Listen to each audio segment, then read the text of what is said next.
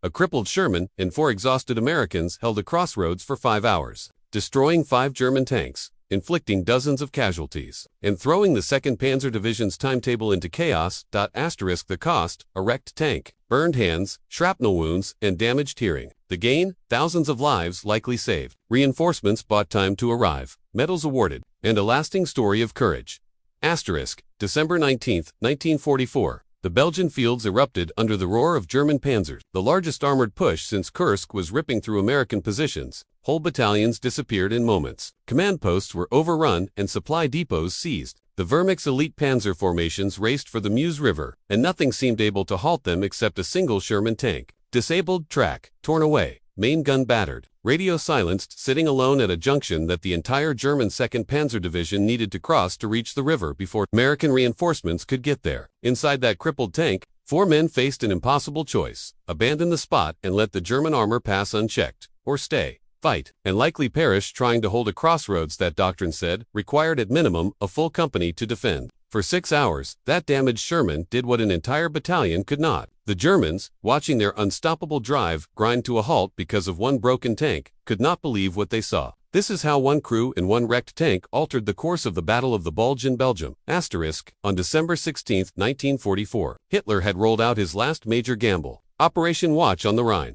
Over 200,000 German troops and some 600 tanks and assault guns were committed. The whole thrust targeted an inadequately held 80-mile slice of American front in the Ardennes. The design was bold: smash through US lines, seize the fuel caches at Spa-to Antwerp, split the Allied armies, and force a negotiated settlement before the Soviets reached Berlin. For 3 days, it worked. American units, taken completely by surprise, fought desperately against overwhelming odds. A few held, most did not. German panzer columns pushed 30 miles into Allied ground. Entire divisions found themselves in roads choked with refugees and retreating troops. Command and control unraveled. Bad weather grounded Allied air support. The Germans advanced so fast that American supply crews sometimes didn't realize enemy tanks were upon them until they heard Germans speaking. Leading the drive was the 2nd Panzer Division, one of Germany's hardiest armored units. Veterans of France, Russia, and North Africa, ordered to reach the Meuse River bridges by December 20th. They had 4 days to cross 40 miles of frozen Belgian countryside. If they made it, they would sever 3 Allied armies and possibly force Eisenhower into negotiations. By December 19th, they were on schedule. Behind them trailed a column of tanks, half-tracks, trucks, and SB guns nearly 10 miles long. Ahead lay the town of Dayon and the bridges beyond. Between them and their goal were scattered American detachments,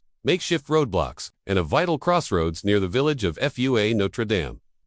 Staff Sergeant William McWhorter and his crew had no idea they were about to become the obstacle that would stop a whole panzer division. They were simply trying to survive. McWhorter's Sherman, nicknamed Colorado Kid for his home state, belonged to Company A, 3rd Battalion, 9th Armored Division. They'd been in action since September, fought through Luxembourg, supported infantry attacks, and lost comrades to German 88s. They were seasoned, capable, and exhausted. On the morning of December 19th, their battalion ordered blocking positions along likely German advance routes. Intelligence warned of enemy armor moving rapidly toward their sector. Nobody knew the exact tank numbers or the arrival time. Battalion's brief was simple: hold positions as long as possible, then withdraw before being overrun. Company A spaced its Shermans along expected approach lines. McWhorter's tank drew a crossroads assignment, 3 miles southeast of Denon. It was no grand intersection. 2 dirt tracks meeting amid frozen fields. A few leafless trees, open land on 3 sides. A low stone wall for partial cover. Yet those lanes led straight to American supply routes and the bridges beyond.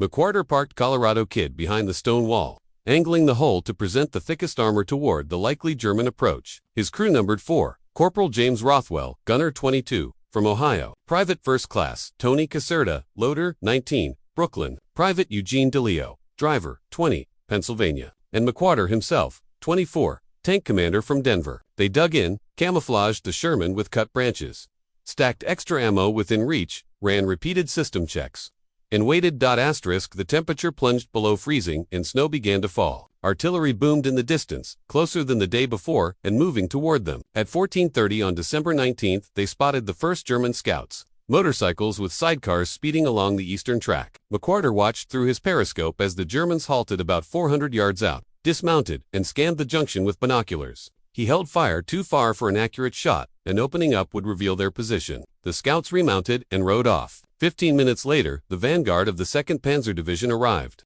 Panzer, IVS lead, then Panthers, then half-tracks packed with Panzer Grenadiers, then more Panthers. McWhorter counted 16 tanks before stopping. The column stretched beyond sight. This was not a probing force but the main thrust. Headed straight for his spot.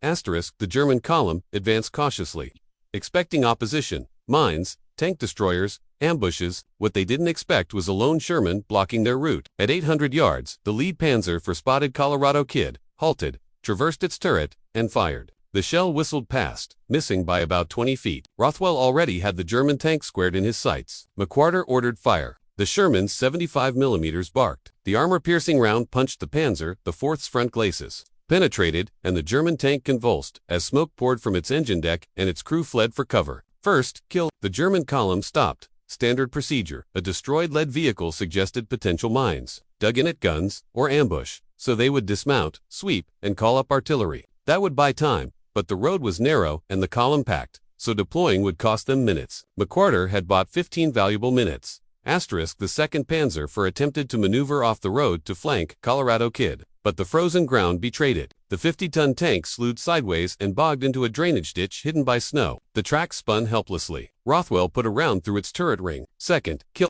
Now the Germans understood they faced at least one well-placed Sherman with a skilled crew. The column could not push forward until that tank was dealt with. The narrow route and exposed fields restricted their options. They would have to fight for the crossroads. A Panther, far deadlier than the Panzer IVs, rumbled up. Its 75mm could punch through a Sherman's armor at combat ranges. McWhorter knew Colorado Kid couldn't trade hits with a Panther and survive. He needed a position that would expose the Panther's weakness. Luck intervened. The Panther commander, overconfident at the sight of a single American tank, advanced straight down the road instead of waiting for infantry to clear the area. McWhorter held until the Panther closed to 300 yards, close enough for a lethal shot, yet not so close that a miss guaranteed death. The Panther fired first. The shell struck Colorado Kid's frontal armor at an angle and glanced off over the turret, the impact reverberating like a massive bell. DeLeo, the driver, shouted. McWhorter could barely hear over the ringing. Rothwell had already adjusted his aim. The Panther's front was impervious to the Sherman's gun, but its side armor was vulnerable if he could make the Panther turn. He tried to radio for guidance. No answer. The radio was dead, the antenna likely sheared by the Panther's near miss. Then the German commander made a second mistake. He attempted to angle his tank to reduce target profile, briefly exposing the thinner side armor. Rothwell fired. The round penetrated the Panther's side into the ammunition stowage. The massive tank detonated, its turret blasted 15 feet skyward by the force of its own shells going up. Third kill. The German column was now completely stalled. 3 burning tanks blocked the road. Panthers behind could not move until the wreckage was cleared. Infantry could not effectively deploy across the frozen fields without armor support. That single American Sherman, perfectly sighted behind its stone wall, controlled every approach to the crossroads. German battalion commanders pulled back 400 yards out of the Sherman's effective range, trying to make sense of what they faced. Radio intercepts hinted the Americans might have a tank company in the area. Artillery observers reported seeing only one tank, but that seemed impossible. Could a single vehicle cause such disruption? While the Germans argued, McWhorter reviewed his own situation. 3 kills and skilled shooting had bought time, but Colorado Kid was in bad shape. The Panther's grazing hit had done more damage than first realized. The main gun's hydraulic traverse was sluggish. They would have to crank the turret by hand, making aiming slower. The radio was dead, so there was no way to call for support or alert battalion to the massive German force approaching. Then Caserta, the loader, found the worst. The Panther's glancing shot hadn't only killed their radio connection, it had severed the link to their right track. They could still fire and could still rotate the turret manually, but they could not move. Colorado Kid was immobilized. MCU Ardor confronted his choice. Doctrine was explicit. If your tank is disabled in front of superior enemy forces, abandon it. Destroy the vehicle if you can, then try to escape and rejoin friendly lines. Manuals, training scenarios, and instructors all drilled the same lesson. Save the crew, lose the tank. But the crossroads was worth more than the tank, more valuable than the crew. If the Second Panzer Division broke through that spot, American supply lines would be severed, units farther east would be encircled, and the German push toward Dont would continue without opposition. The whole offensive, perhaps the campaign itself, could be decided at that single junction. McWhorter pulled his crew together, explained the situation, reminded them what doctrine required, then told them what he believed they ought to do: remain, fight, and hold as long as possible to buy time for relief and force the enemy to pay for every yard. He offered them an out. Anyone who wanted to withdraw could do so. No punishment, no courts-martial, simply return to friendly lines while there was still time. The 4 men exchanged looks, glanced at the German column visible through their periscopes, and Rothwell answered for them all. "We stay at 1600 hours." The Germans attacked again, this time with infantry. Panzer grenadiers dismounted from half-tracks and spread across the frozen fields in textbook combined arms fashion. Infantry to find and suppress, then armor to finish the job. But the open ground that helped German movement also left their foot soldiers exposed. McWhorter had Caserta and DeLeo sweeping the fields with their bow machine guns, as Rothwell hand-cranked the main gun, picking off half-tracks before they could disgorge more troops. The Germans suffered losses, pulled back, and reformed. A Panzer IV tried to silence Colorado Kid with high explosive rounds while infantry closed in. Shells slammed into the stone wall and around the Sherman's hull. Shrapnel pinged off metal, and the concussions inside were brutal. Yet the armor held. Between salvos, Rothwell drove an armor-piercing round through the Panzer IV's turret. Fourth kill. Now the German battalion commander faced a tactical nightmare. His entire armored formation was stalled on a single road because one American tank controlled a crossroads. He was supposed to reach the Meuse bridges by the next day. Instead, hours were being eaten trying to eliminate one Sherman. Division headquarters wanted progress. The Führer demanded a breakthrough. Frustrated, the commander ordered 88mm guns, anti-aircraft pieces, redeployed for anti-tank work, to set up and reduce the position to rubble so panzers could roll over the wreckage. The guns emplaced about 2 kilometers out, just beyond the Sherman's reach, but close enough for direct fire. McWhorter watched them prepare and realized there was nothing he could do. The 88s outranged and outgunned him and could perforate his armor from any angle. This was how Colorado Kid would likely be destroyed. Not in a tank duel, but ground to pieces by artillery the crew couldn't see or shoot back at. The first German salvo bracketed their location. One shell demolished half the stone wall. Another landed 30 yards behind and flung frozen soil across the engine deck, and the third struck the turret, punching through the thin top plate and hitting the gun breech but failing to detonate. A dud. A rare failure in munitions manufactured under duress by prisoners had, for the moment, preserved for lives. Still, the impact wrecked the gun breech. Rothwell reported the main gun was effectively finished. They might be able to fire it once more, but likely at the risk of the breech failing, fragments flying through the turret, or the barrel rupturing. They had become a pillbox rather than a functioning tank, immobilized, main armament ruined, left with machine guns and perhaps one last desperate shot. More German artillery was being queued up when the weather shifted. Snow, which had been a light fall all day, intensified into a squall, and visibility collapsed to under 200 yards. German observers lost sight, and the 88s fell silent. Commanders were unwilling to advance blind into ground that had already consumed 4 tanks. McWhorter used the respite to redistribute ammunition, ready personal weapons, verify escape plans if abandoning the vehicle became necessary, and to eat and drink before the water froze. They talked softly about home and life after the war, anything but the likelihood they might not survive the next engagement. At 17:30, the snowfall stopped as abruptly as it had begun, and the Germans pressed forward. Again with overwhelming numbers, 5 Panthers spread across the fields, infantry trailing, half-tracks poised for supporting fire, and artillery ready to smash any exposed position. Their intent was simple: overwhelm Colorado Kid by weight of force. McWhorter ordered his men to hold their fire until the last possible instant. The main gun might only get one meaningful shot, and it had to count. The Panthers closed in, forming a line, 400 yards, 350, 300. Rothwell had the center tank in his sights, and McWhorter's hand hovered over the firing switch. At 275, then 250 yards, American artillery suddenly struck the German formation, heavy batteries firing for effect, shells walking across the panzers like a hammer from above. One Panther took a direct hit and lost its turret. Another shed a track and slewed sideways. Infantry scattered for cover. The assault collapsed into disorder. McWhorter seized the opening. Rothwell fired their single remaining trustworthy round at the nearest Panther. The breech held and the shell struck low, penetrating into the engine compartment. The Panther erupted in flames. Fifth kill. The German advance broke, and their forces fell back. The crossroads grew quiet except for burning wreckage and the groans of the wounded in the snow. About 20 minutes later, American voices approached. A column of M10 tank destroyers from the 75th Tank Destroyer Battalion had been routed to the junction after road traffic signaled a major German force in the area. Their forward observer, seeing the enemy column, had called in the artillery that saved Colorado Kid.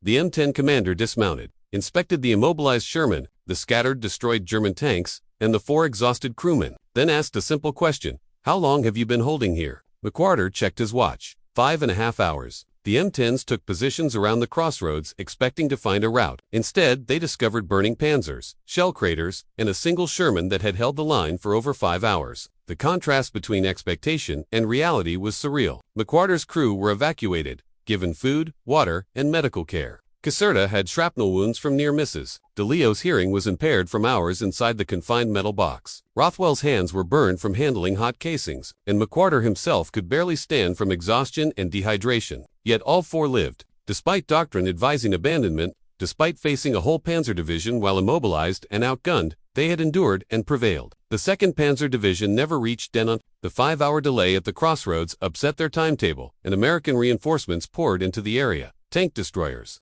artillery, infantry, the German advance that had seemed unstoppable days earlier stalled. Division headquarters blamed stiff American defenses and multiple tank companies. They never admitted in official reports that a single Sherman had caused the delay. Colorado Kid remained at the crossroads for 3 more days until recovery vehicles could tow it away. Souvenir hunters stripped recoverable parts.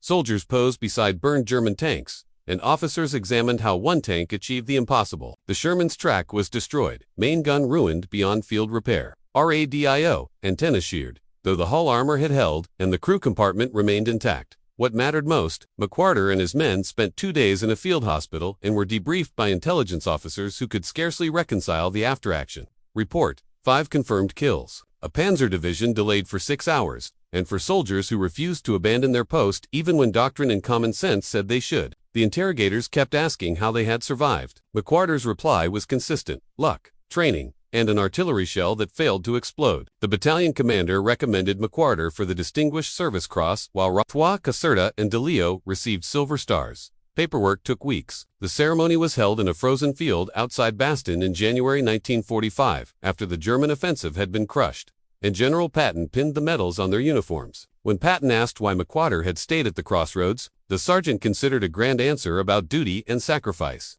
but instead said the plain truth: someone had to hold that position, and we were there, so we stayed. Patton studied him briefly, and then nodded. That's the right answer. That's always the right answer.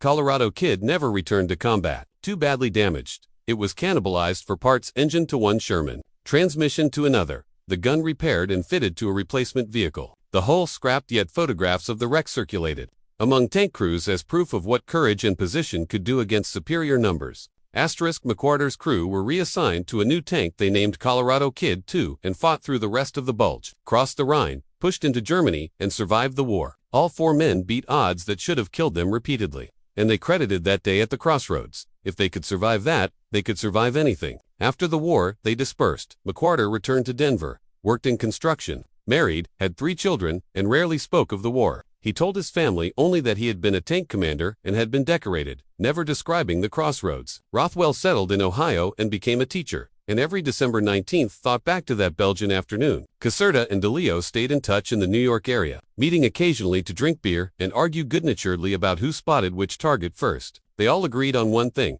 McWhorter's decision had saved their lives. In 1984, a military historian researching the Battle of the Bulge found German war diary references to strong American resistance near Foy-Notre-Dame, reports of multiple tanks, anti-tank defenses, and artillery support, an account that did not match reality. Admitting that one disabled Sherman had halted their progress was unacceptable, so the Germans described greater defenses. The historian tracked down McWhorter in Colorado, now 64, and retired, and recorded his account. Asked why he hadn't retreated, McWhorter gave a different answer than he had offered Patton decades earlier. If they had left, Germans would have broken through, and Americans farther down the line would have died. Someone had to pay the price to stop them, and it might as well be us. That interview formed a chapter in the historian's book about overlooked actions in the Bulge, bringing attention to what Colorado Kid's crew had done. Veterans groups invited McWhorter to speak. He declined most offers but attended a 9th Armored Division reunion where fellow veterans thanked him and told him his actions had inspired them. He remained uncomfortable with the claim, insisting he wasn't a hero, merely a soldier who did what needed doing, while others recognized that heroism often looks like ordinary people making hard choices in impossible circumstances. William McWhorter died in 1991. James Rothwell followed in 1998, Tony Caserta in 2003, and Eugene De Leo in 2006, taking with them the first-hand recollections of that December afternoon.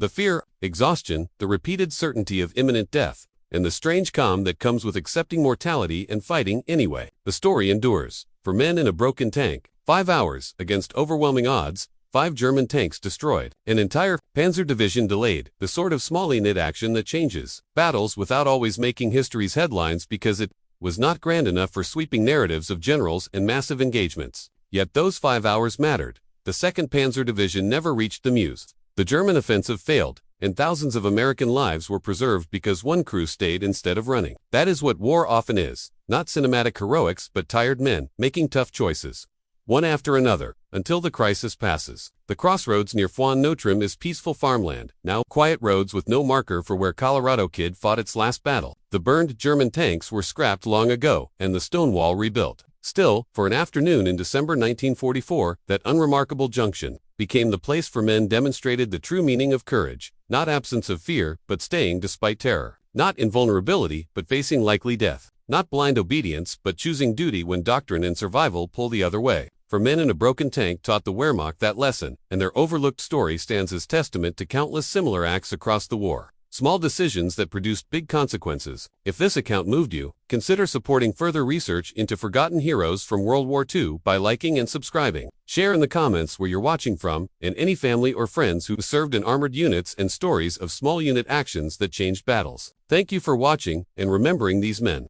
because those